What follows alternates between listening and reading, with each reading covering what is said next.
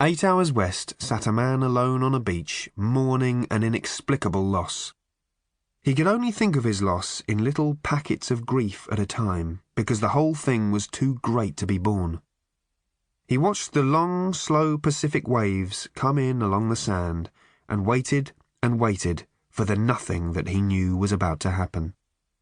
As the time came for it not to happen, it duly didn't happen, and so the afternoon wore itself away, and the sun dropped beneath the long line of the sea, and the day was gone.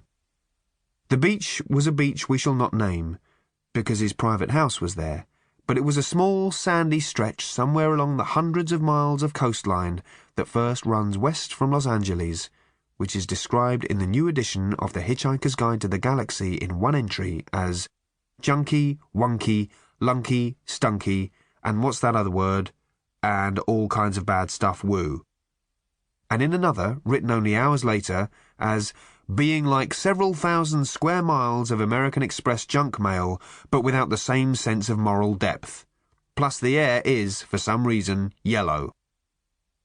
The coastline runs west, and then turns north up to the misty bay of San Francisco, which the guide describes as a good place to go. It's very easy to believe that everyone you meet there also is a space traveller.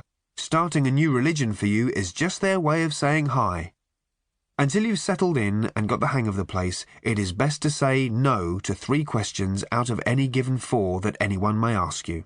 Because there are some very strange things going on there, some of which an unsuspecting alien could die of. The hundreds of curling miles of cliffs and sand, palm trees, breakers and sunsets are described in the guide as boffo, a good one.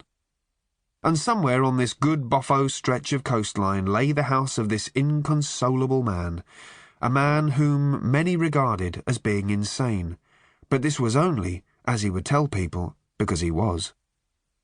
One of the many, many reasons why people thought him insane was because of the peculiarity of his house, which, even in a land where most people's houses were peculiar in one way or another, was quite extreme in its peculiarness.